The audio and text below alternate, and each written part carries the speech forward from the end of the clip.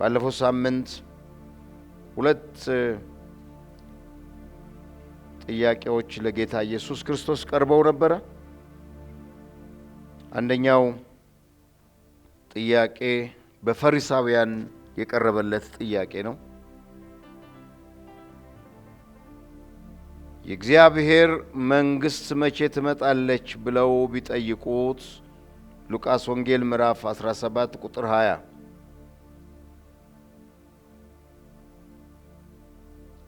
እግዚአብሔር መንግስት መቼ ትመጣለች ብለው ቢጠይቁት ሁላችሁም አወጣችሁት እንድታነቡት ዘንድሮ 17 ቁጥር 20 አብረን እያነበብንም እየተካካድን ስለሆነ ስለዚህ ሁላችንም ከፍተን እንየው ቃሉን እንደና የሚለው ቁጥር 20 ፈሪሳውያንም የእግዚአብሔር መንግስት መቼ ትመጣለች ብለው ቢጠይቁት መልሶ የእግዚአብሔር መንግስት በመጠባበቅ አትመጣም፣ ደግሞም እነኋት በዚህ ወይም እነኋት በዚያ አይሏትም፣ እነሆ የእግዚአብሔር መንግስት በመካከላችሁ ናት አላቸው። ይሄ የፈሪሳውያን ጥያቄ ነው። ፈጠን ብዬ አንድ ሁለት ነገር ብቻ ብያችሁ ወደ ዛሬው በችኮላ ልናገር ወደ አሰብኩት ልሄድ። ይሄ ባለፈው ሳምንት ያነሳነው ክፍል ነው። የእግዚአብሔር መንግስት መቼ ትመጣለች ብለው ጠየቁት። ይህን ክፍል ስታነቡት መቼ የሚለውን ቃል አስምሩበት። መቼ የሚለው ነው ፍሬ ሐሳቡ። እየጠየቁ ያሉት ስለ ጊዜ ስለሆነ ግልጽ ነው። ስለ ጊዜ ነው የጠየቁት። መቼ ትመጣለች? መቼ የሚለው ቃል ጊዜን ያመለክታል። ጊዜን ይጠይቃል። መቼ ነው የምትመጣው የእግዚአብሔር መንግስት ብለው ጠየቁት። እንደገና ደግሞ በሐዋርያት ሥራ ምዕራፍ 1 ቁጥር 6 ላይ ደግሞ ከፈሪሳውያን ጥያቄ በኋላ ደቀ መዛሙርቶቹ ደግሞ እንደገና ይህንኑ ጥያቄ ኢየሱስ ክርስቶስን ጠይቀዋል። እግዚአብሔር በኢየሱስ ክርስቶስም አእምሮአችንን ይክፈተው አእምሮአችንን። እንደዚህ ይላል ቁጥር 6 ደግሞ እነርሱም በተሰበሰቡ ጊዜ ጌታ ሆይ በዚህ ወራት ለእስራኤል መንግስት ትመልሳለህን ብለው ጠየቁት። አንደኛው መቼ ብለው ይጠይቃሉ። ሁለተኛው ደግሞ የእግዚአብሔር መንግስት በዚህ ወራት ትመልሳለህን ብለው ይጠይቁታል። ለነዚህ ለፈሪሳውያንና ለሰዱቃውያን የእግዚአብሔር መንግስት ጉዳይ በጊዜ የተቀመጠ ነው ማለት ነው። አሁን ያላወቁት፣ ያላዩት፣ ያላስተዋሉት ነገር ግን በጊዜ ሂደት ውስጥ ይመጣል ብለው የሚጠብቁት ነው። በብዙ መንገድ ነው የእግዚአብሔርን መንግስት የተረገሙት። ምናልባት በሮማውያን ግዛት ውስጥ ስለነበሩ ከዚያ ባርነት፣ ከዚያ ግዛት፣ ከዚያ ስርዓት ነፃ አውጥቶ የእግዚአብሔር መንግስት የሚባል ስርዓት ተመስርቶ በዚያ መንግስት ውስጥ ኢየሱስ ክርስቶስ መሪ ሆኖ የሚኖሩበትን ዓለምም አስበው ሊሆን ይችላል። ጥያቄው ግን የጊዜ ጉዳይ ነው። መቼ የሚል ጥያቄ ነው። ፈሪሳውያንም ጠይቀዋል፣ ደቀ መዛሙርቱም ጠይቀዋል። የኢየሱስ ክርስቶስ መልስ ግን አንድ ነው። በጣም ግልጽ ነው። የእግዚአብሔር መንግስት በመጠባበቅ አትመጣም። እስቲ እንበለው። የእግዚአብሔር መንግስት በመጠባበቅ አትመጣም። የእግዚአብሔር መንግስት እነሆ በዚህ እነሆ በዚያ አይሏትም። ከዚያ ምን አለ? የእግዚአብሔር መንግስት በመካከላችሁ ናት። ይሄ ጥያቄ በዚህ ግልጽ ቋንቋ በማያሻማ አረፍተ ነገር ለሁሉ ግልጽ በሚሆን መንገድ ኢየሱስ ክርስቶስ መልሶ ሳለ እስከ ዛሬ ድረስ ደግሞ የእግዚአብሔር መንግስት ይጠየቃል። መቼ ትመጣለች? እንዴት ትመጣለች? የእግዚአብሔር መንግስት መጨረሻው ሰዓት ደርሷል እያልን እንጠይቃለን። የእግዚአብሔር መንግስት በመካከላችን ናት። እስቲ በሉት። ይሄ ነው በጣም ባለፈው ሳምንት ሰመራይዝ አድርገን የተናገርነው ያጠቃለልነው ነገር። የእግዚአብሔር መንግስት በመካከላችን ናት።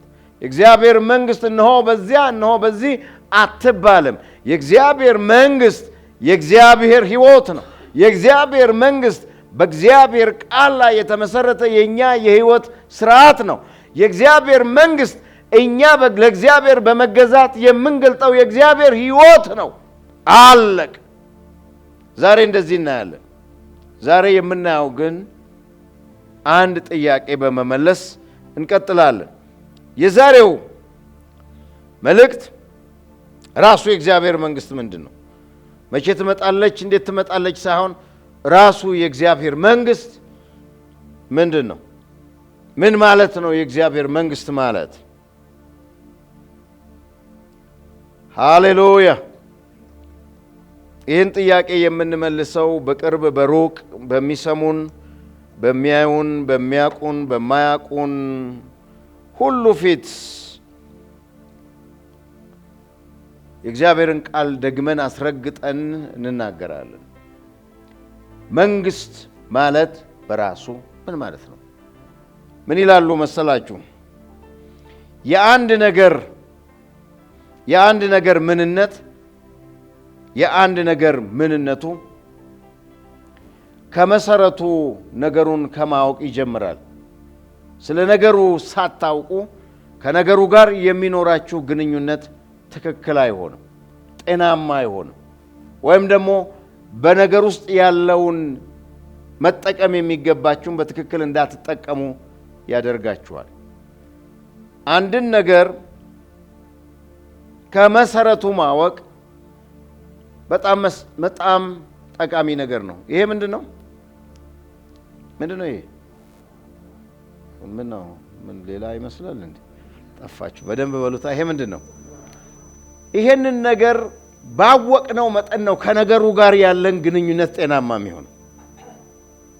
አንዳንድ የቲክቶክ ላይ አይቻለሁ፣ እናንተም አይታችሁ ይሆናል። በደንብ ጊዜ ሰጥቼ ስላላየሁት ምን እንደሆነ ባላቅም፣ የቀልድ ይሁን የእውነት ባላቅም፣ የለስላሳ ምንድነው በላስቲክ ያለ ለስላሳ ተሰጥቷቸው ከመክፈት ይልቅ ሲበጭቁት አይታችሁ አላለም? በጭቀው ለመክፈት ከዛ ሲተነፍስ በጣም ሲፈነዳ ሲፈሩት እንደዚህ በጣም የፈነዳ እንትን ሲወጣ ሲፈሩት ይታያል። ከነገሩ ጋር ስለ ነገሩ ያላቸው ዕውቀት ከነገሩ ጋር ያላቸውን ግንኙነት ዲተርማይን ያደርጋል። አለበለዚያ ነገሩን በአግባብ መጠቀም ነገር ውስጥ ያለውን በአግባብ ለመገልገል አይቻልም።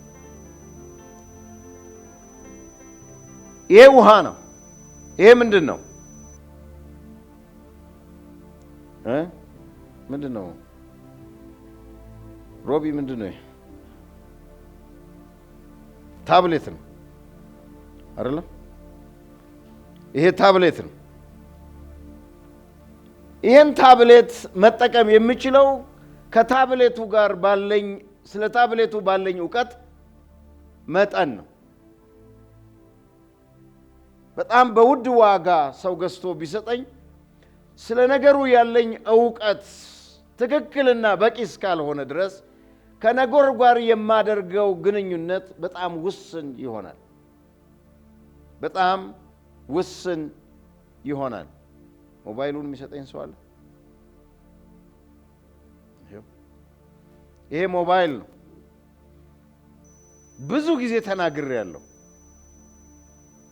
መጠቀም የሚችሉም የማይችሉም ሰዎች ትልቅ ታች ስክሪን ሞባይል እንዲኖራቸው ይፈልጋሉ አይደለም? ዋናው ትልቅ የሚፈልጉበት ምክንያት በዚህ ቴክኖሎጂ በዚህ ስልክ ውስጥ ያለውን ቴክኖሎጂ በአግባብ ለመጠቀም ሳይሆን በእኛ ሀገር የትልቅ ሞባይል ባለቤት መሆናቸውን ለማሳየት ነው። ውድ ሞባይል እንዳላቸው፣ ትልቅ ሞባይል እንዳላቸው፣ ዋጋው ከፍ ያለ እንደሆነ፣ በዚህም ምክንያት እነሱ ቀላል ሰዎች እንዳልሆኑ ሊያሳዩን ነው እንጂ በዚህ ውስጥ ያለውን ከየስና ከኖ በቀር የማይጠቀሙ ብዙ ሰዎች አሉ። ሃሎ ማለት ነው። ከዛ ቀዩን ነክቶ መዝጋት ነው። ከዚህ ውጭ ያደረጉ እኔ በጣም የማውቃቸው ትላልቅ ሰዎች ቆንጆ ስልክ ይዘዋል። በመቶ ምናምን 100 ሺዎች የሚያወጣ ስልክ ይዘዋል። ቴክስት ማድረግ አይችሉም። ቴክስት ለማድረግ ሲፈልጉ ልጆቻቸውን ቴክስት አድርግልኝ እዚህ ላይ እከሌ የሚለው ላይ ይላሉ። የእነዚህ ሰዎች ከሞባይላቸው ጋር ያለው ግንኙነት ስለ ነገሩ በሚገባ ስለማያውቁ ጠቀሜታውም ከሱ የሚያገኙትም ጥቅም ውስን ነው። ኢሜል ማድረግ ይችላል፣ ኢሜሉን አይከፍቱትም። ቴክስት ማድረግ ይችላል፣ ቴክስቱን አይከፍቱትም። ምናልባት ቮይስ ሜሴጅ ማድረግ ይችላል፣ ሌላም ሶፍትዌሮች ይኖሩታል። ነገር ግን መጠቀም የምንችለው በጣም ውስን ነው። ለምን? ስለ ነገሩ ያለን ትርጉም ወይም መረዳት ደካማ በመሆኑ።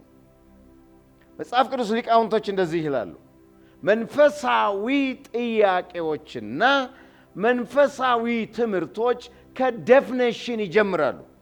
ምን ማለት ነው ከማለት ይጀምራሉ።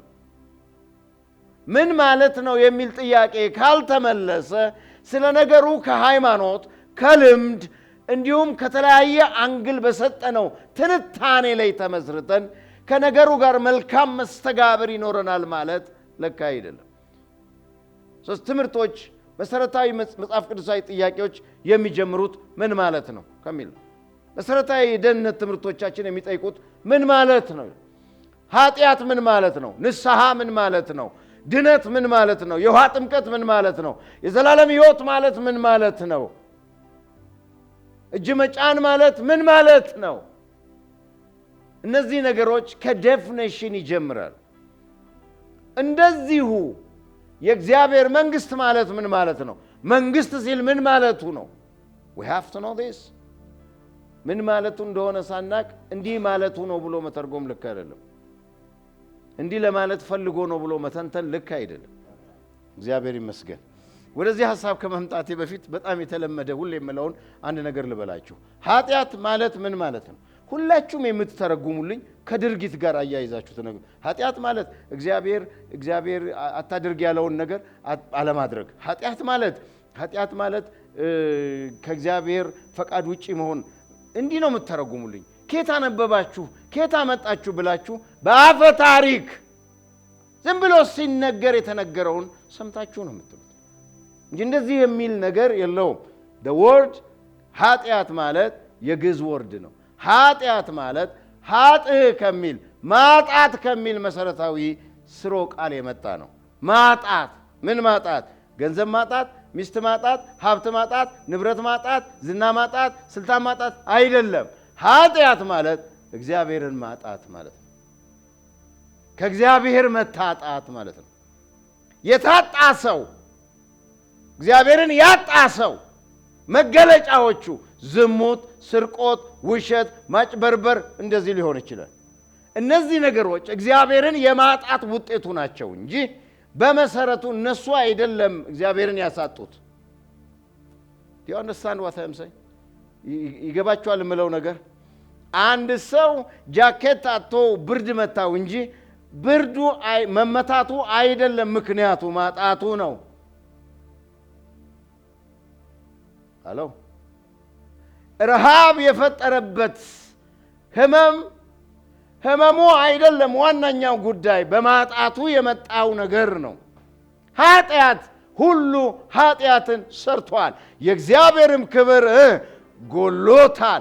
ስለዚህ የጎደለን ነገር ከዚያ የጎደለ ሰው እግዚአብሔር የጎደለው ሰው ከእግዚአብሔር የታጣ ሰው ከእግዚአብሔር መገኘት ህልውና የራቀ ሰው ባይቅም ባይጠጣ ባያጨስ ባይዘሙት አንዳችም በሃይማኖቱ ማህበረሰቡ መካከል ኃጢአት ነው የሚባሉ ነገሮችን ባያደርግ እንዲሁ ኃጢአተኛ ነው፣ እግዚአብሔርን አጥቷልና። ህይወት ከእግዚአብሔር ጋር መኖር አሜን ነው፣ አሜን ነው። ሰው ከዴፊኒሽን ይጀምራል። ድርጊታችንን ማቆም ሳይሆን ያጣነውን ማግኘት ነው ድነት። የሚዋሽ ሰው ስላቆመ እውነተኛ ነው ማለት አይደለም። የሚዘሙት ሰው ስላቆመ ንጹህ ነው ማለት አይደለም። የሚቅም ሰው ስላቆመ ጻድቅ ነው ማለት አይደለም። በማጣቱ ነው እንደዚህ የሆነው። በማግኘቱ ደግሞ ሕይወትን ይኖራል። ስለዚህ እግዚአብሔርን ማግኘት ነው ሕይወት። እስቲ በሉት፣ ከእግዚአብሔር ጋር መሆን ነው ሕይወት። እዚህ ነው ነገሮች ከዴፊኒሽን ይጀምራሉ። ምን ማለት ነው ከማለት ይጀምራሉ። ስለዚህ የእግዚአብሔር መንግስት ወይም መንግስት ማለትስ ምን ማለት ነው? እሱን ካወቅነው በኋላ እግዚአብሔር ስለ መንግስት ሲያወራ አንደርስታንድ እናደርጋለን ማለት ነው። የሚመስለንን ሳይሆን የሆነውን፣ የገመትነውን ሳይሆን የሆነውን። በሃይማኖት ተረት፣ በፈሪሳውያን ትምህርት፣ በአሮጊቶች ተረት ዝም ብሎ ሲወርድ ሲዋረድ የመጣውን ነገር ሳይሆን ቢብሊካሊ መጽሐፍ ቅዱስ ለኛ ያኖረውን እውነት ማግኘት እግዚአብሔር ይርዳን። ይሄ ነው ልናቀው የሚገባው። ወደዚህ ምን መንግስት ማለት ምን ማለት ነው? መንግስት ማለት ምን ማለት ነው? ፈጥኜ ልበላችሁ። መጽሐፍ ቅዱሳችን የመጀመሪያው ብሉይ ኪዳን በዕብራይስጥ፣ ሁለተኛው የመጽሐፍ ክፍላችን ወይም አዲስ ኪዳን ደግሞ በግሪክ ተጽፈዋል። እንደዚህ እንደተጻፈ ሰምታችኋል። ስለዚህ በእነዚህ ሁለት የነዚህ ሁለት ቋንቋዎች የተጻፈውን ቃል ወደ እነርሱ ቋንቋ ተመልሰን ከነፍቹ ነገሩን ማግኘት አለብን። በዕብራይስጥ መንግስት ማለት ማልኩት ማለት መንግስት ማለት ማልኩት ኢን ሂብሩ። በግሪክ ደግሞ መንግስት ማለት ባዚሊያ። መንግስት ማለት ባዚሊያ is a Latin word. ባሲሊያ የሚል ልታገኙ ትችላላችሁ ጎግል ብታደርጉ። ባዚሊያ መንግስት ማለት የነዚህ ሁለት ቃላት ፍቺውም እንደገናም ደግሞ ትርጉሙም የእግዚአብሔርን መንግስትነት ያማክላል ወይንም ይሄንን አተኩሮ ይናገራል። የእግዚአብሔርን መንግስትነት ያማክላል። ስለዚህ መንግስት ማለት ምን ማለት እንደሆነ ልንገራችሁ። መንግስት ማለት በአንድ ገዢ ወይም ንጉሥ ስር የሚተዳደር የሚገዛ ሁሉ ማለት ነው። መንግስት ማለት በአንድ ገዢ በአንድ ስርዓት ውስጥ የሚተዳደር ግዛት ሁሉ ማለት ነው። ሪልም ሁሉ ከማን የኢትዮጵያ መንግስት ከምስራቅ እስከ ምዕራብ ከደቡብ እስከ ሰሜን የሚገዛው ግዛት በሙሉ የሚያስተዳድረው ግዛት በሙሉ መንግስት ይባላል። መንግስት የሚታይ አይደለም። በስርዓቱና በሲስተሙ በተገዙለትና በሚገዙለት ሰዎች የሚገለጥ እንጂ መንግስት አይታይም። ነገር ግን በስርዓት ይታያል። በካድሬዎቹ ይታያል። በፖለቲከኞቹ ይታያል። በባለስልጣኖቹ ይታያል። በሰላም አስከባሪዎቹ ይታያል። በሀገር ጠባቂዎቹ መንግስት ይታያል። መንግስት በስርዓቱ የሚታይ እንጂ ለብቻው መንግስት የሚባል ቦታም ሰፈርም ግለሰብም የለም። መንግስት ማለት የሚያስተዳድረው ግዛት ሁሉ ነው። አንዳንድ ጊዜ አንዳንድ ሰዎችን እንደዚህ እንላለን አይደል? ይሄ ሰውዬ ብቻው መንግስት አይደል እንዴ? አይደለም ትሉት? ይሄማ መንግስት ነው። ሰፈራችሁ ውስጥ እንደዚህ ሆኑ ሰዎች የሉ? ይሄማ መንግስት ነው የምንላቸው ሰዎች አሉ። ምንድነው መንግስት ማለት? በአንድ ገዢ ወይም ስርዓት የሚተዳደር ግዛት መንግስት ይባላል። መንግስት ይባላል። ሁለተኛ መንግስት ማለት ራሱ ንጉሱ ነው። ራሱ መሪው ነው። መንግስት ነው እሱ ብቻው።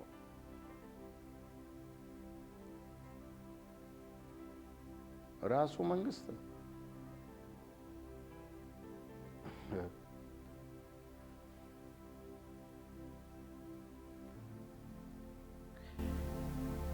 የአሁኑ ጠቅላይ ሚኒስትር ወደ ጠቅላይ ሚኒስትርነት ማዕረግ ከመምጣታቸው ክብር ከመምጣታቸው በፊት እንደ ማንኛውም ኢትዮጵያዊ ትራፊክ እየያዛቸው እየቀጣቸው ፀሐይ እየመታቸው ነበር አለም የሚመላለሱት። አሁንስ እንደዛ ነው? ምንድነው በስብዕናቸው ላይ የተቀየረ እኮ የሉ። ድሮም ዛሬም ያው ሰው። ነገር ግን መንግስት ነው አሁን ሁሉን ወክሎ በሁሉ የሚገለጥ መንግስት ነው ራሱ። ሰውየው በሁሉ ይታያል፣ በሁሉ ይገለጣል።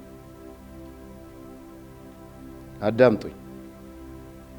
መደመር የብልጽግና ፓርቲ የሪዮት ዓለሙ የፍልስፍናው ሐሳብ ነው። ስለዚህ በስር ያሉ የመንግስት ባለስልጣናት ከፍተኛ፣ መካከለኛ፣ ዝቅተኛ ደረጃ ላይ ያሉ የመንግስት ባለስልጣናት፣ የፖለቲካ ኃላፊዎች በሙሉ ይሄን ቋንቋ መናገር፣ መግለጽ፣ ማስረዳት ይጠበቅባቸዋል። ስለዚህ ነው በማንኛውም ጉዳዮቻቸው ላይ ቃሉን የሚጠቀሙት። ወደ ብልጽግና ኢትዮጵያን እንወስዳታለን።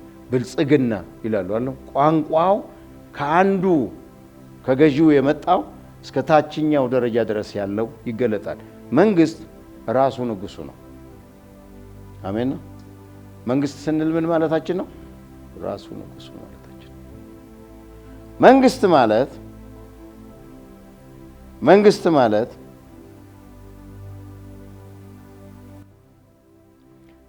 ሉዓላዊነቱ፣ ገዢነቱ፣ ስልጣኑ፣ ኃይሉ፣ ክብሩ፣ ህልውናው ማለታችን። መንግስት ማለት ነገር አይደለም። መንግስት ማለት ነገር አይደለም። በእነዚህ ነገሮች ራሱን የሚገልጥ ማንነት ማለት ክብሩ፣ ስልጣኑ፣ ኃይሉ፣ ገዢነቱ። ዋው! የመጨረሻው መንግስት ማለት ስርዓቱና ህዝቡ ማለት ነው። መንግስት ማለት ስርዓቱና ህዝቡ ማለት ነው። ዋው! እግዚአብሔር ይመስገን። አንድ ጊዜ እግዚአብሔር አእምሮአችንን በኢየሱስ ክርስቶስ ስም ያድስልን። መንግስት ስንል ገዢው የሚገዛው የሚያስተዳድረው ሪልም ሁሉ ማለታችን ነው። መንግስት ስንል ራሱ ገዢው ማለታችን ነው። መንግስት ስንል ይሄ ገዢ ራሱን የሚገልጥበት ህልውናው፣ ሉዓላዊነቱ፣ ክብሩ፣ ስልጣኑ፣ ኃይሉ ማለታችን ነው። መንግስት ስንል መንግስት ራሱን የሚገልጥበት ፖሊሲውን የሚያስፈጽምበት ህዝቡ፣ ስልጣኑ መንግስት። እንደዚህ ይላሉ አንዳንድ ቦታ ላይ ስንሄድ ይህ የመንግስት አቋም ነው ይላሉ አይደል? አልገጠማችሁም? ይህ የመንግስት አሰራር ነው አይሉም? ይህ የመንግስት አሰራር ነው። የታለስ እንጠይቀው መንግስት አይባልም። መንግስት በአሰራር፣ በስርዓት፣ በአደራረግ የሚገለጥ መኖሩን በነገሮች የሚያሳይ አለዎት ነው፣ መገኘት ነው እንጂ ነገር አይደለም።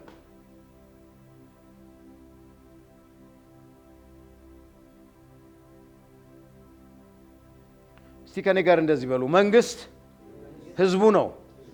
እንደዚህ ይላሉ። ምክር ቤት የሀገሪቱ ከፍተኛ ባለስልጣን ነው። ከምክር ቤት በላይ ስልጣን ያለው የለም። ጠቅላይ ሚኒስትሩም በምክር ቤት ነው የሚሾሙት። ምክር ቤቱ የመንግስት የሀገሪቱ ከፍተኛ ስልጣን ነው። ከየሀገሩ፣ ከየቦታው፣ ከየወረዳው፣ ከየብሔሩ፣ ከየቋንቋው የተመደቡ መንግስትን የሚወክሉ ናቸው። መንግስት ህዝብ ነው።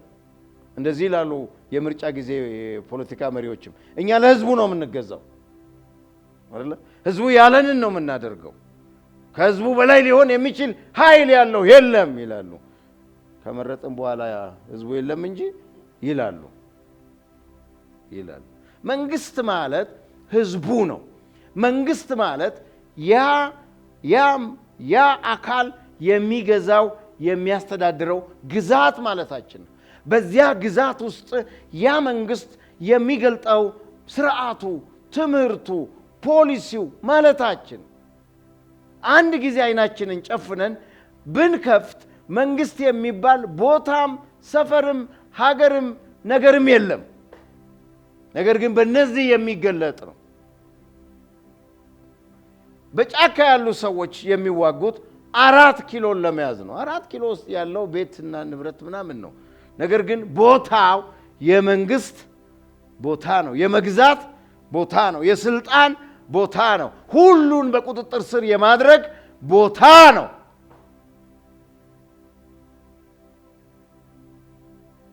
መንግስት በዚህ የሚገለጥ እንጂ በዚህ የሚታይ እንጂ በራሱ ነገር አይደለም። ስለዚህ እንደዚህ እናርጋ። የእግዚአብሔር መንግስት ስንል ምን ማለታችን ነው ታዲያ? የሰው መንግስትን እንደዚህ የእግዚአብሔር መንግስት ስንል ምን ማለታችን ነው? የእግዚአብሔር መንግስት ማለት ለዘመኑ ቁጥር፣ ለግዛቱ ስፋት የሚገዛበት ቃሉ፣ የሚመራበት መርሁና የሚኖሩት ህዝቡ ማለታችን ነው። እግዚአብሔር መንግስት ስንል ህዝቡ ማለታችን ነው። የእግዚአብሔር መንግስት ስንል የምንሰማው እውነት ማለታችን ነው። የእግዚአብሔር መንግስት ስንል ራሱ የእግዚአብሔር ህልውና ማለታችን ነው። የእግዚአብሔር መንግስት ስንል በእኛ የሚገለጠው ክብሩ፣ ስልጣኑ፣ ኃይሉ ማለታችን ነው። ሃሌሉያ! የእግዚአብሔር መንግስት ስንል ይህን ማለታችን ነው። የእግዚአብሔር መንግስት ስንል ሰፈር፣ ሀገር፣ ቦታ፣ ነገር አይደለም። የእግዚአብሔር መንግስት በህዝቡ የሚገለጥ የእግዚአብሔር ክብር ነው። በህዝቡ የሚገለጥ የእግዚአብሔር ስልጣን ነው። በህዝቡ የሚገለጠው የእግዚአብሔር ህይወት ነው። በህዝቡ የሚገለጠው የእግዚአብሔር ስርዓት ነው። የእግዚአብሔር መንግስት እግዚአብሔር የሚገዛበት ጽንፈ ዓለሙ በሙሉ ነው። ለሰን እግዚአብሔር የሌለበት ስፍራ አለን? ሁሉ የእግዚአብሔር መንግስት ነው። እግዚአብሔር የማይገዛው አለን? መልሱልኝ። ሁሉ የእግዚአብሔር መንግስት። ለዚህ መንግስት ቦታ፣ ለዚህ መንግስት ስፍራ፣ ለዚህ መንግስት አቅጣጫ፣ ለዚህ መንግስት ወዲና ወዲያ አይባልም አለ ኢየሱስ ክርስቶስ። እርሱ ሁሉን ይገዛል።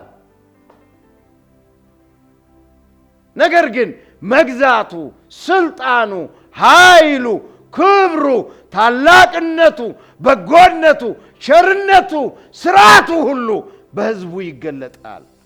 የእግዚአብሔር መንግስት የእግዚአብሔር ቃል ነው። የእግዚአብሔር መንግስት የእግዚአብሔር ስርዓት ነው።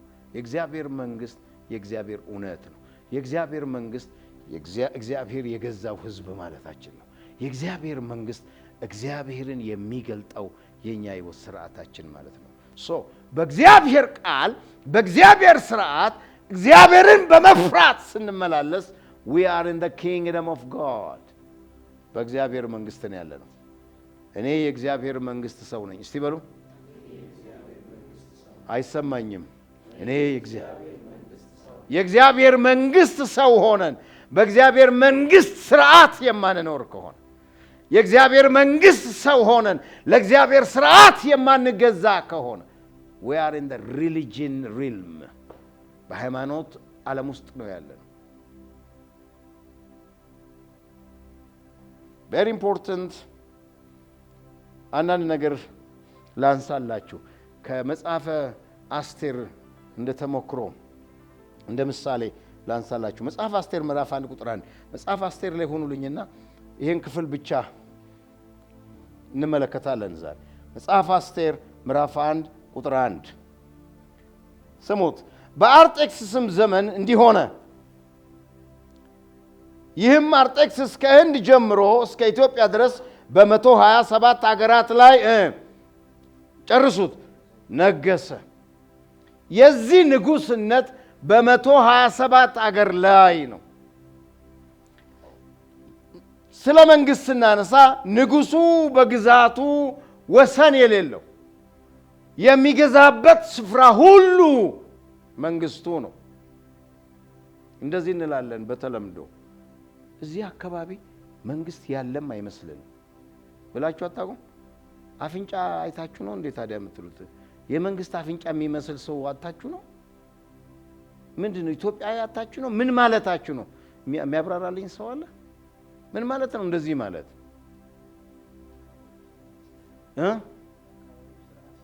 ስርዓት ስለሌለ። ጥሩ። እዚህ አካባቢ መንግስት ይሄን አካባቢ መንግስት የሚያውቀው አይመስልኝ። መንግስት ያለም አይመስልኝ። ምን ማለት ነው? መንግስት የሚባል ሰውዬ የለም። ነገር ግን መንግስት በስርዓት ባደራረግ በስልጣን በህግ በህዝቡ መካከል ይኖራል፣ ደግሞም ይገለጣል። አሜን ነው። አሜን ነው። ስርዓት አልበኝነት የመንግስት አለመኖር መገለጫ ነው። የመንግስት መኖር መገለጫው ስርዓቱ ነው። ሃሌሉያ። የለም መንግስት ስንል ስርዓት የለም፣ ደንብ የለም። አንዱ በሌላው ላይ አቅሙን ይገልጻል። ጠያቂና ተጠያቂ የለም። ጨቋኝና ተጨቋኝ አለ፣ ገዢና ተገዢ አለ።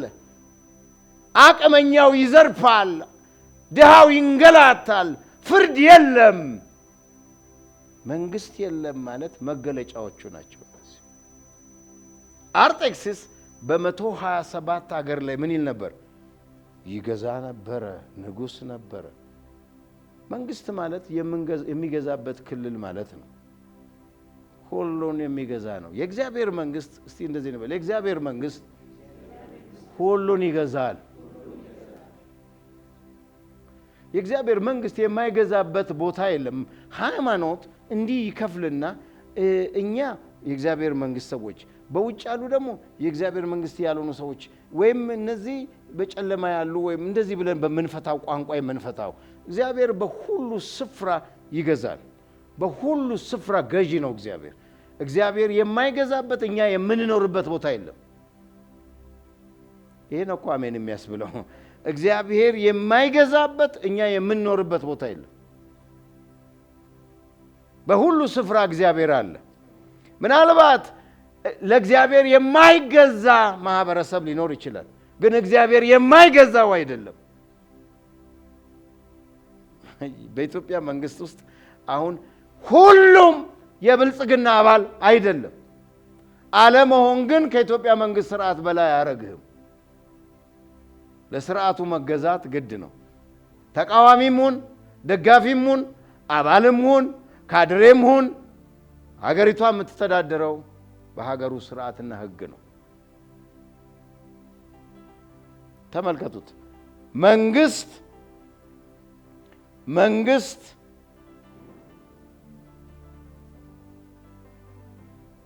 እንደ ግዛቱ መጠን እንደሚገዛው መጠን ይከብራል፣ እንደሚገዛው መጠን ይታወቃል፣ እንደሚገዛው መጠን ይገለጣል። መንግስትነቱ፣ ትልቅነቱ፣ ግርማውና ማስፈራቱ በሚገዛው መጠን ይለካል። ከዚህ በፊት አንድ ጊዜ የአሜሪካው ፕሬዝዳንት መጥተው ነበር እዚህ እና ስንቶቻችሁ እንዳስተዋላችሁ አላቅም። እሳቸው ከመምጣታቸው በፊት የኛ የኢትዮጵያ አየር መንገድ መሬቱ የእሳቸውን አውሮፕላን ማሳረፍ ይችላል አይችልም ብሎ የሚፈትሽ ነው የመጣው። ስለዚህ ይሄንን ሲፈትሽ እስከ ዛሬ እኛ እየበረርን እሳቸው ምንድናቸውና ነው ስንት ኪሎ ይሆናሉ አይባልም። የመንግስታቸው ትልቅነት መሬቱ ይችላል አይችልም ወይ ተብሎ ይጠየቃል። ከዛ በኋላስ እሳቸው ወጥተው እስኪገቡ ድረስ እኛ እስከምናቅ ድረስ ከዛሬ ባለስልጣን በቦሌ መንገድ የሚመጣ ነበር የሚቆመው። የዚያን ጊዜ ግን መኪና ሁሉ ባለበት ነው የቆመው። you remember አስታውሳላችሁ? አንድም መኪና በ100 ሜትር ውስጥ ምንድነው ራዲያስ ውስጥ አዲስ አበባ ውስጥ መዞር አይቻል፣ ባለበት ቆመን እሳቸው የግዛታቸው ትልቅነት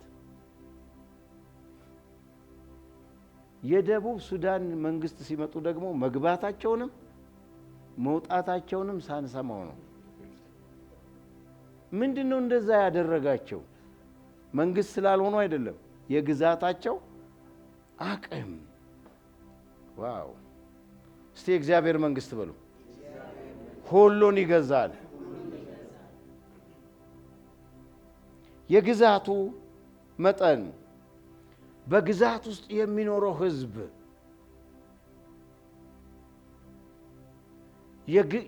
የዛ መንግስት ሀብት ትልቅነት የሚገለጠው እኮ በንጉሱ ነው።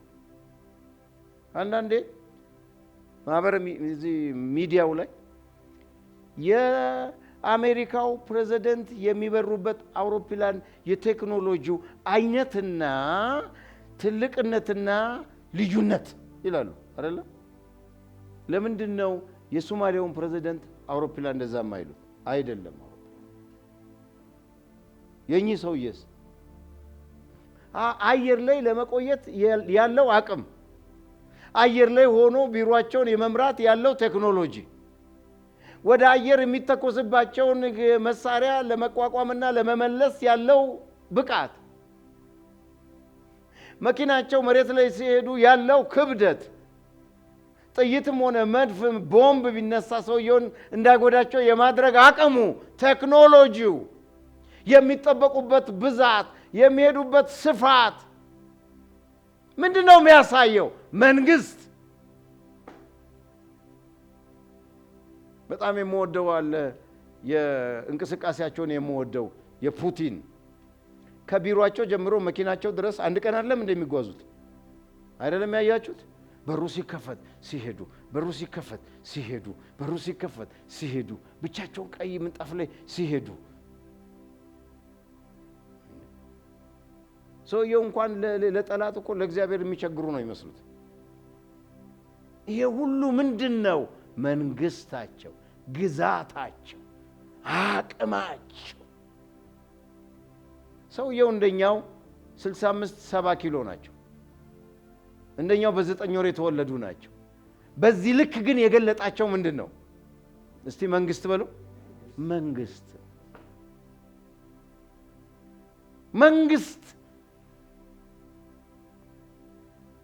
ለዚህ ነው ስናወራ ስለ እግዚአብሔር መንግስት ስናወራ እዚህ ተንከራተን ተርበን ታርዘን ቀኑ ሲደርስ ሄደን ዘው ብለን እንደ ውሃ መንገባበት ሰፈር አይደለም። እርሱ ማን እንደሆነ በምድር የምንገልጥበት ህይወታችን ነው። ቤቱ አሜን ይበላ። እርሱ ማን እንደሆነ የታላቅነቱ ክብር፣ የግርማው ታላቅነት፣ የባለጠግነቱ መጠን፣ የቸርነቱ ብዛት፣ የምህረቱ ብዛት፣ የእርሱ ማንነት የሚገለጥበት ህዝቡ እርሱ የእግዚአብሔር መንግስት ነው። መንግስት በህይወታችን የሚገለጥ እንጂ ሌላ አይደለም። እስቲ አንድ ቃል ላንብብላችሁ። ዘጸአት ምዕራፍ 19 ላይ ምዕራፍ 19 ቁጥር 5 እስከ 6 አሁንም ቃሌን በእውነት ብትሰሙ ኪዳኔንም ብትጠብቁ በምድር ሁሉ ምድር ሁሉ የኔ ናት፣ ከአሕዛብ ሁሉ የተመረጠ ርስት ትሆኑኛላችሁ፣ እናንተም የካህናት መንግስት፣ የተቀደሰም ሕዝብ ትሆኑኛላችሁ። ለእስራኤልም ልጆች የምትነግራቸው ቃል ይህ ነው፣ ምድር ሁሉ የኔ ናት። ዋው! እናንተ ደግሞ መንግስት ትሆኑኛላችሁ። አሜን ይባላል። እናንተ ምን ትሆኑኛላችሁ? መንግስት ትሆኑኛላችሁ። እናንተን እገለጥባችኋለሁ። ሃሌሉያ። በርሱ ክብር፣ በርሱ ግርማ፣ በርሱ ታላቅነት፣ በርሱ ሕይወት፣ በርሱ ስልጣን፣ በርሱ በጎነት፣ በርሱ ቸርነት እሱን ለመግለጥ እገለጣለሁ። ትገልጡታላችሁ። ለምን? እግዚአብሔር መንግስት ነው። መንግስት በህዝቡ የሚገለጥ ስርዓት ነው።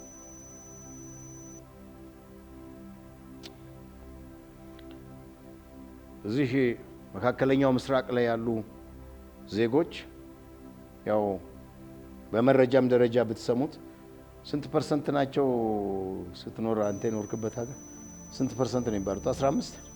15% ይባላሉ የዱባይ ኔቲቮቹ። ሌላውስ ከውጭ የመጣ ነው። እና ጥቂት ጊዜ እነዛን ሰዎች ለማየት እንደውም አንተ ኖረህ አይታል፣ ምስክር መሆን ትችላል። እነርሱ ሞል ውስጥ ሲገቡ እኮ ያስታውቃል። ኔቲቮቹ እኮ ሲገቡ ያስታውቃል። ምንድነው? እንደኛው አንድ እናት አርግዛ የወለደቻቸው ልጆች አይደሉም እንዴ? ብቻ አይደሉም። ጠረናቸው ጨምሮ፣ ዙሪያቸው ጀምሮ፣ እንቅስቃሴያቸው ጀምሮ፣ ንግግራቸው ጀምሮ መንግስታቸውን ይገልጣል።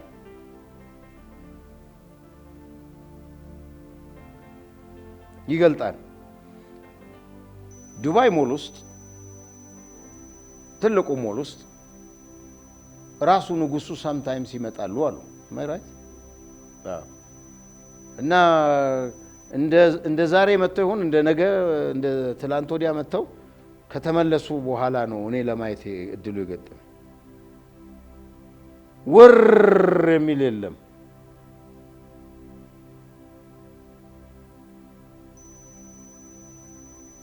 ሰውየው የሚገለጥባቸውና የሚገልጡት መንግስታቸውን ነው። ሰውየው የሚያክሉት መንግስታቸውን ነው። አሜን። ሰውየው የሚያክሉት ምን ነው? መንግስታቸውን ነው የሚያክሉት። የአሜሪካው መንግስታቸውን ነው የሚያክሉት። የራሻው መንግስታቸውን ነው የሚያክሉት። የቻይናው መንግስታቸውን ነው የሚያክሉት። መንግስታቸውን ነው የሚያክሉት። እንደ መንግስታቸው ነው የሚያወሩት። እንደ አቅማቸው እንደ ስልጣናቸው ነው የሚያወሩት። ራሳቸውን ባስቀመጡበት ልክ ነው የሚናገሩት።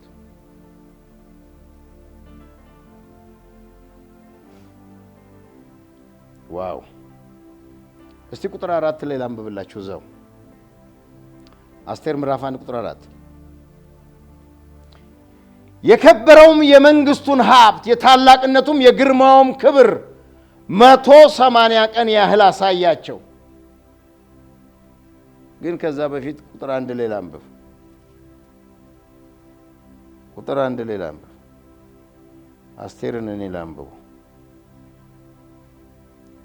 መጽሐፈ አስቴር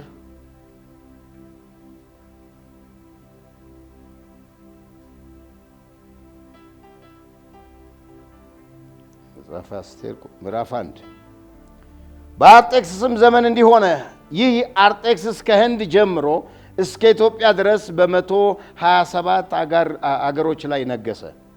በዚያን ዘመን ንጉሡ አርጤክስስ በሱሳ ግንብ በነበረው በመንግስቱ ዙፋን ተቀምጦ ሳለ በነገሰ በ3ኛው ዓመት ባለማሎችን አገልጋዮችን ሁሉ ግብዣ አደረገ።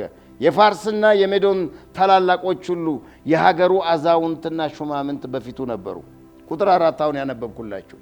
የከበረውንም የመንግስቱን ሀብት ታላቅነቱንም የግርማውን ክብር 180 ቀን ያህል አሳያቸው። ምን እንደሚያክል ይዩት። ንጉሱ፣ መኳንንቱ፣ መሳፍንቱ፣ የ120 አገራት ሰዎች መጥተው ስንት ቀን ነው የሚለው? 180 ቀን አሳያቸው። 6 ወር ነው የፈጀው። 6 ወር ነው የተቀመጡት። ምንድን ነው የሚላችሁ? የንጉሱ ሀብት ሃሌሉያ! የግርማው የታላቅነቱ ልክ ንጉሡ ማን እንደሆነ ያሳያቸው በሰጣቸው ምግብ፣ በሚበሉበት ዕቃ፣ በሚያዩት ኑሮ 6 ወር አላለቀም። 6 ወር አንዱን ምግብ አይደለም፣ 6 ወር አንዱን ክፍል አይደለም ያዩት። የግርማው ታላቅነት ይገርማል። እኛ እኮ ጠዋት ገብተን ከሰዓት እኮ አለክልከን ነው የምንወጣው። ያኛው ይቅርብን ሁሉ ምናምን ብለን ምናምን አንድ ደህና ሀብታም ግቢ እኮ ነው። እንደ ኢትዮጵያ ያለች ትልቅ ሀገር ይህን ያህል ግቢ ነው የሚባል አይደለም። መንግስቱ ኃይለማርያም ነው ይባላል። በደርግ ጊዜ ቦታ ሲሰጥ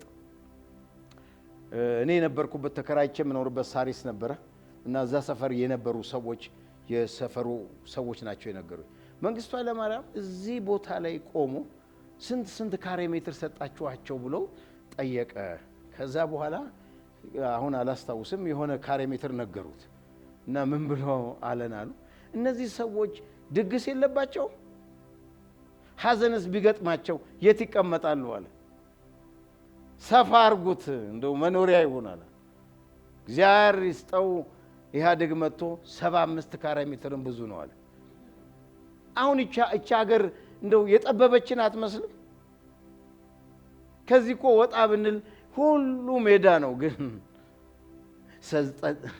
80-90 ካሬ ሜትር እንደገና ደግሞ እንደ ጦጣም እንደምንም ተደራድረንም ወደ ላይ ተሰልፈንም ቁጭ እንላለን። የት ነው? እዚሁ መኖር ስለምንፈልግ። የሚያሳየው እኮ የመንግስታችንን ድህነት ነው። አርጤክስስ ማን ነው የሚባለውን ለማወቅ 6 ወር ፈጀ። እስቲ ንጉሥ በሉ፣ በሀብቱ ይገለጣል። ሲበሉት የአንድ ሀገር መንግስት ከገንዘቡ እስከ ሀብቱ እኮ ነው የሚገለጠው። የመንግስታችን አቅም እኮ የሚገለጠው የዶላር ስንት ነው? ስንት ገባ? 134 እንደዚህ የባንክ ሰው እያለ 134 ፓውንድስ 150 እንዴት አይነት ነገር ነው? አሁን እዚህ ለንደን የሚሏት ሀገር እኮ ምናልባት የኛን አንድ ክፍለ ሀገር ይሁን አላውቅም፣ ያን ያህል ትልቅ እኮ አይደለችም። የመንግስቷ አቅም ግን አንድ ብር ቢሰጠን አንድ እንግሊዛዊ ሰው በመቶ ስንት ነው የምንዘረዝረው? 150 ብር ማለት ነው። ኧረ በስመ አብ እንዴት አይነት ነገር! አንድ አሜሪካዊ አንድ ብር ቢሰጠን ስንት ነው የምንዘረዝረው እኛ? በሉት እንጂ አትፈሩ። 130 ብር ነው የምንዘረዝረው። የናይጄሪያ ኒራ ነው ምናምን አሁን አላቅም ስንት እንደሆነ አላቅም። እና ናይጄሪያኖች ምን ይሉ ነበረ? በቅርብ አቅ ነበር የኛ መሪ 1 ሚሊዮን ብር ነው ዛሬ መባ የሰጡት ይባላል። ያኔ 1 ሚሊዮን እኛ ጋር ተአምር ነው። ስሙንም ራሱ አናውቀውም ነበር። በኋላ 1 ሚሊዮን ናራ የኛ 1 ብር 13 ብር ነበር። የነሱ 13 ብር ነበር። አስቡት። 1 ሚሊዮን ማለት እኔ በልጣቸው ነበር እዚህ የምሰጠው ማለት ነው። መንግስት በሀብቱ ይገለጣል። እስቲ በሉት። መንግስት በህዝቡ ይገለጣል። አይሰማም? የመንግስት ሀብት፣ የመንግስት ክብር፣ የመንግስት ታላቅነት፣ ግርማው የሚታየው ፊልም ቤት አይደለም፣ ሙዚየም አይደለም፣ በህዝቡ ይታያል። ስለዚህ መንግስት ስንል በነዋሪው ህዝብ የሚታየው ክብር፣ በነዋሪው ህዝብ የሚታየው ኑሮ፣ በነዋሪው ህዝብ የሚታየው ከፍታ ነው። የዚህ መካከለኛ ምስራቅ የኩዌት ብር ስንት ነው ማወቅ ይቻላል? የኩዌት ደግሞ ስንት ነው? ትንሽ ከፍ የሚል ብር ምንድን ነው? የማን ነው? ከሁሉ በላይ ከዶላር ከፓውንድ ዩሮ ምንድን ነው? ቱርኪ ነው? የማን ነው? ዲናር ነው? ስንት ይሆናል? አንዱ መሰደድ ወደዛ ነው። መሰደድ ተጠናክረን መሰደድ ያለብን ወደዛ መንግስት ነው። እግዚአብሔር ይስጣቸው። አሜሪካኖችን ያዋቸው አሁን እያስወጡ ነው፣ እያባረሩ ነው ምናምን። ብዙም አይከፋኝም፣ ብዙም አልደሰትም፣ ብዙም አልልም። አኑረዋል፣ አብልተዋል፣ አገርን ይዘዋል። አሁን በቅርብ ያሉት በጣም የምክር ቤት አባላቶቹ የትራምፕን ፖሊሲ ሲቃወሙ ያሉት በጣም ኢምፕረስድ ያደርጋል። ይቺ ሀገር ታላቅ ነው የምትባለው በምንድን ነው? ይሄንን ዘግተን ይሄን ዘግተን ይሄን ዝግተን ታላቅነቷን እኮ መግለጫዋ ነው ደሃ መርዳቷ። አያችሁ፣ ሰብስበን ይዘን ሀብታም አንሆንም። አሁን የዘጋውን የእርዳታ ምናምን እየከፈተው ነው። የታላቅነታችን መገለጫው ለጋስነታችን ነው።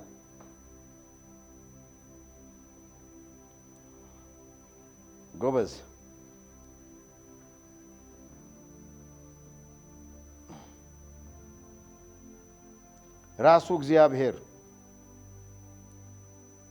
ራሱ እግዚአብሔር ነው መንግስት ማለት። ስለዚህ መንግስት ስናስብ ማሰብ የሚገባን ነገር በአፈ ታሪክ የመጣ በአንድ ቦታ ያለ ነገር ሳይሆን እግዚአብሔር ራሱን በእኛ የመግለጡ ምስጢር እንደሆነ እናስተውል። ሕይወታችሁ መንግስቱን ይምሰል። አሜን ነው። ሕይወታችሁ መንግስቱን ይምሰል፣ መንግስታችሁን ይምሰል፣ መኖሪያ የምትኖሩበትን ዓለም ይምሰል። እኛ የእግዚአብሔር ዓለም ሰዎች ነን። ስለዚህ የእግዚአብሔር መንግስት ንጉሳችን በእኛ ሕይወት፣ ንጉሳችን በእኛ ስርዓት፣ ንጉሳችን በእኛ አካሄድ፣ ንጉሳችን በእኛ ጤንነት፣ ንጉሳችን በእኛ ሰላማዊነት፣ ንጉሳችን በእኛ ቀናነት የሚገለጥ አምላክ ነው። የእግዚአብሔር መንግስት በሕዝቡ የሚገለጥ ሕይወት ነው። መጨረሻ ይሄንን ብዬ እዘጋለሁ። ተመልከቱት።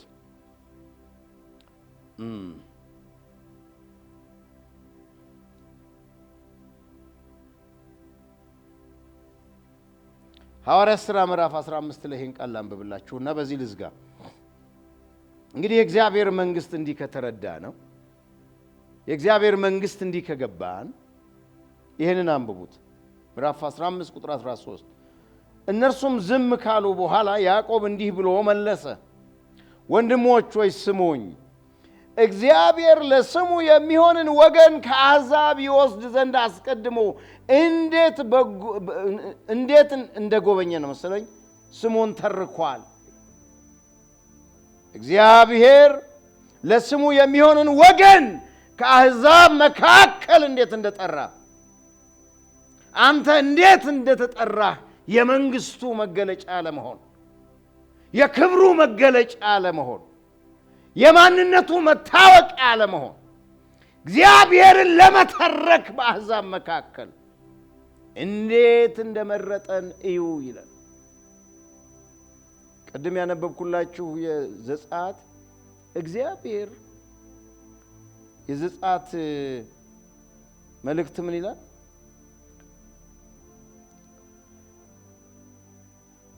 ዘጸአት ምዕራፍ 19 ላይ እንዲሁም ቃሌን በእውነት ብትሰሙ ኪዳኔንም ብትጠብቁ ምድር ሁሉ የእኔ ናትና ከአሕዛብ ሁሉ የተመረጠ ርስት ሆኑኛላችሁ። ሃሌሉያ! እኔ በእግዚአብሔር የተጠራው ነኝ። እስቲ በሉት፣ እኔ በእግዚአብሔር የተመረጥኩ ነኝ። እኔ በእግዚአብሔር የተጠራሁ ነኝ። ለምን?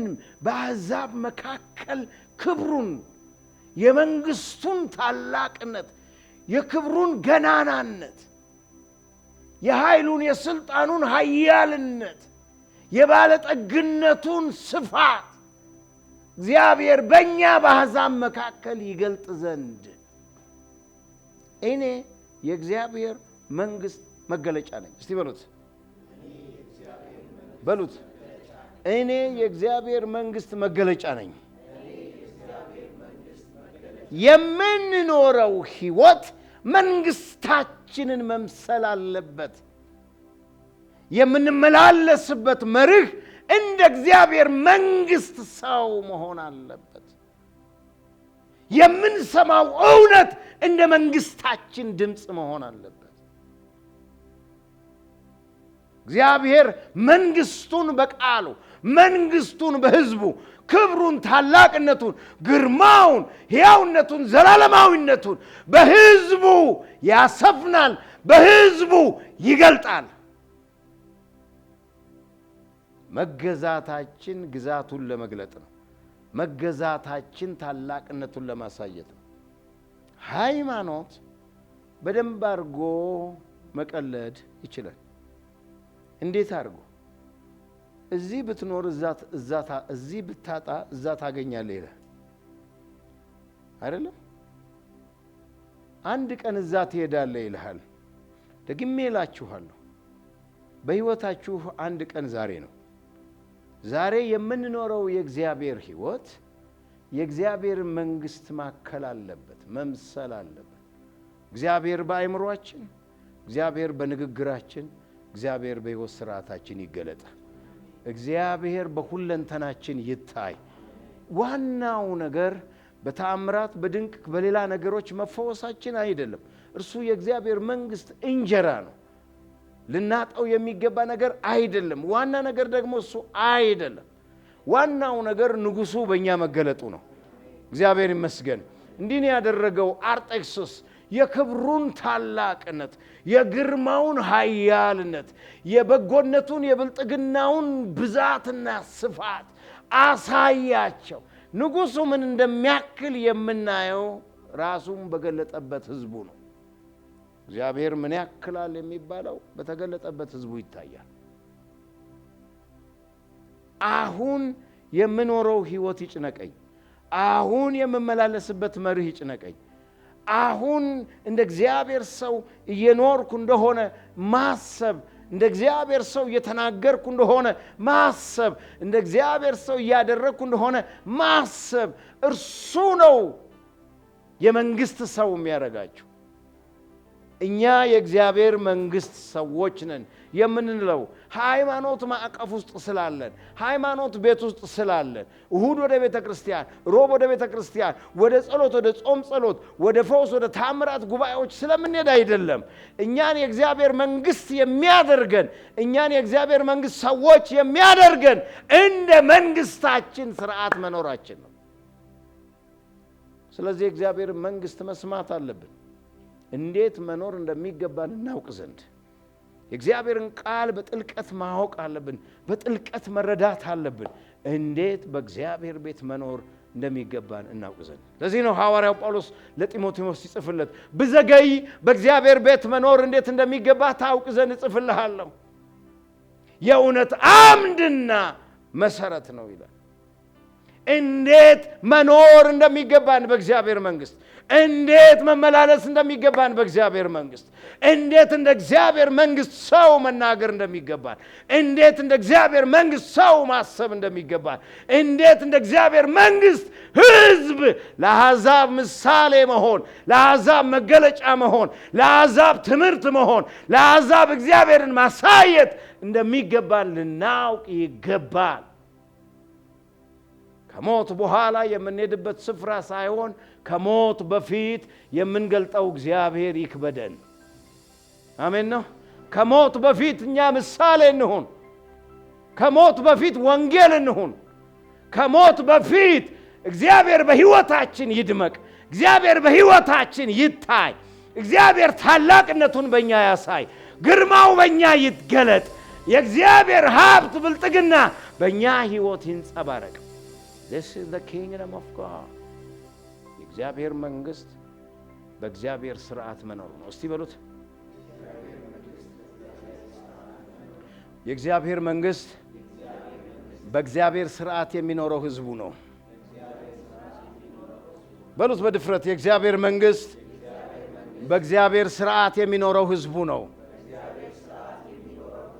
በእግዚአብሔር ስም የሚነግድ አለ፣ የሚያጭበረብር አለ፣ የራሱን ኑሮ የሚኖር አለ፣ ራሱን የሚያተልቅ አለ፣ ራሱን ልዩ የሚያደርግ አለ። እነዚህ ነገሮች ሁሉ አይደሉም። የእግዚአብሔር መንግስት እንደ እግዚአብሔር ቃል በሚኖሩ ሰዎች የሚገለጥ የእግዚአብሔር ህይወት ነው።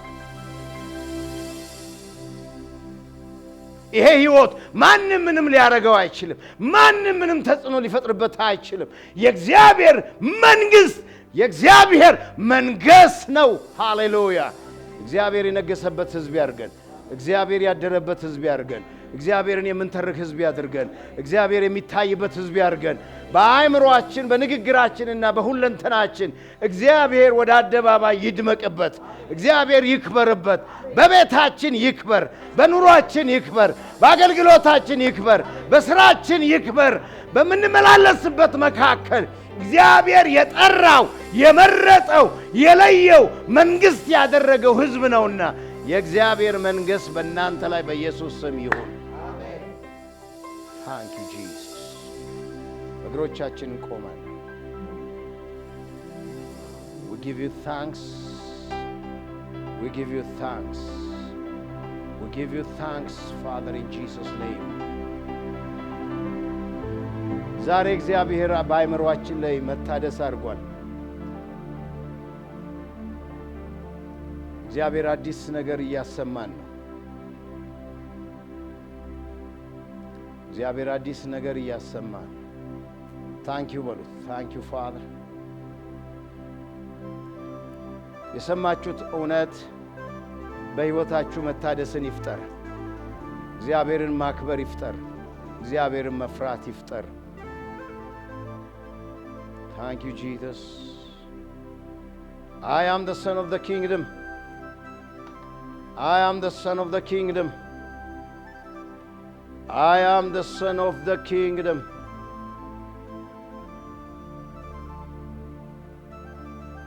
Wow. Wow. አመስግኑት።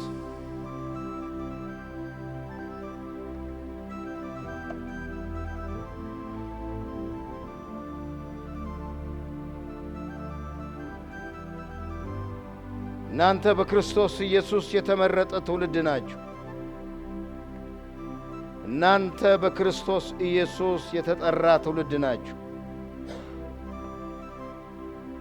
በክርስቶስ ኢየሱስ የእግዚአብሔር ወገን ሆናችሁ የተጠራችሁ ሕዝቦች ናችሁ። እግዚአብሔር ማስተዋልን ይስጠን። ክርስቶስ የእግዚአብሔር መገለጥ ነው። ክርስቶስ የእግዚአብሔር ሕይወት ነው። ክርስቶስ የእግዚአብሔር ጥበብ ነው። ሃሌሉያ! እጆቻችንን እናንሳለን። እኔ በክርስቶስ ኢየሱስ የተጠራሁ ወገን ነኝ ይበሉ። እኔ በክርስቶስ ኢየሱስ የተጠራሁ የእግዚአብሔር ወገን ነኝ። ክርስቶስ የእግዚአብሔር ጥበብ ነው። ክርስቶስ የእግዚአብሔር ኃይል ነው። ክርስቶስ የእግዚአብሔር ዕውቀት ነው። ክርስቶስ የእግዚአብሔር መገለጥ ነው። ይሄ ክርስቶስ በእናንተ ውስጥ አለ። ይሄ ክርስቶስ በእናንተ ውስጥ አለ። ለእነርሱም እግዚአብሔር በአሕዛብ ዘንድ ያለው የዚህ ምስጢር ክብር ባለጠግነት ምን እንደሆነ ሊያስታውቅ ወደደ። ምስጢሩም የክብር ተስፋ ያለው ክርስቶስ በእናንተ ዘንድ መሆኑ ነው። ቀና ብላችሁ ክርስቶስ እግዚአብሔርን ለዓለም የገለጠ የእግዚአብሔር ጥበብ ነው። የእግዚአብሔር ምስጢር ነው። የእግዚአብሔር ኃይል ነው። የእግዚአብሔር ክብር ነው። የእግዚአብሔር ሕይወት ነው ክርስቶስ። ይሄ ክርስቶስን የምንገልጥበት እግዚአብሔርን የገለጠው ነገር ደግሞ እርሱ በእናንተ አለ። አሜን ነው። ለዚህ ነው የእግዚአብሔር መገለጥ ከናንተ የሚጠበቀው።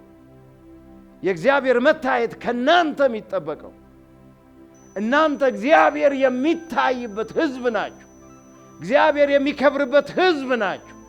እናንተ ከእግዚአብሔር አንዳች ነገር እየለቃቀማችሁ ጎንበስ ቀና እያላችሁ የምትኖሩ ሕዝቦች አይደላችሁ። እናንተ የእግዚአብሔር መገለጫ ናችሁ። የእግዚአብሔር ክብር ናችሁ። ለዚህ ነው የእግዚአብሔር መንግሥት እናንተ ጋር ነው የምንለው። የእግዚአብሔር መንግሥት በእኛ ውስጥ ነው። እዚህ ወይም እዚያ አይባልም። እንዲህ ብለን ከዚህ በኋላ አንጠይቅም። እንዲህ ብለንም አንናገርም። የእግዚአብሔር ሕይወት፣ የእግዚአብሔር ጥበብ፣ የእግዚአብሔር መንፈስ፣ የእግዚአብሔር ኃይል፣ የእግዚአብሔር ክብር የሆነው ክርስቶስ በእናንተ ውስጥ ነው። እርሱ በእናንተ አለና እርሱ እግዚአብሔርን በገለጠበት መንፈስ ልክ፣ እርሱ እግዚአብሔርን በተረከበት ሕይወት ልክ፣ እርሱ እግዚአብሔርን ባሳየበት ልክ በእናንተም ይጠበቃል። እንደዚያም ይሆናል። ታንኪዩ እግዚአብሔር ሆይ እናመሰግንሃለን።